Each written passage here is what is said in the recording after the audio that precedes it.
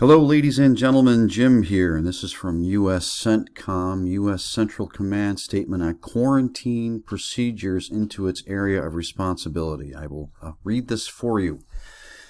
U.S. Central Command is ordered to stop movement of all forces deploying to the U.S. Central Command Area of Responsibility to either U.S. commands or U.S.-led coalitions and initiated the requirement for a 14-day quarantine at home station prior to deployment. U.S. Central Command will work with U.S. Transportation Command to ensure that deploying forces will also be quarantined en route to their final destination.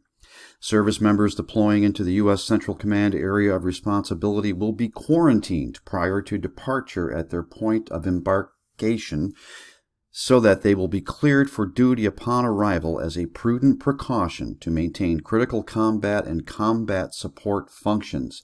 This will reduce the need for quarantine in a combat environment and potentially reduce stress on limited medical facilities and resources at their respective bases in the region. The quarantine will be required for both U.S. and coalition service members regardless of where they are coming from. We are working with all coalition members to ensure quarantines are established in accordance with U.S. Centers for Disease Control (CDC) guidelines.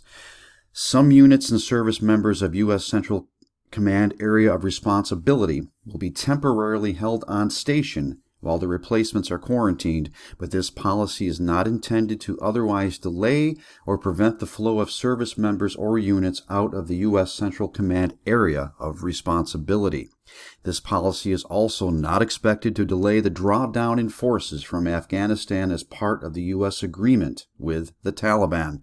Beyond these actions, U.S. Central Command is taking active measures to ensure U.S. and coalition personnel in its area of responsibility are educated about and protected from the COVID-19 coronavirus. The health and safety of our forces are our top priorities. We are implementing recommended guidelines from the Office of Personnel and Readiness and the CDC to ensure our forces remain safe and are able to continue normal operations throughout the region. To date, COVID-19 has impacted training, but critical operations in the U.S. Central Command Area of Responsibility continue as we adjust and overcome a dynamic environment. We will ensure that U.S. and coalition service members are protected, supplied, and supported in all of their critical missions. Again, this was released today from U.S. CENTCOM, U.S. Central Command Statement on Quarantine Procedures into its Area of Responsibility. I will leave you a link. This is Jim signing off. God bless you, and I will see you soon.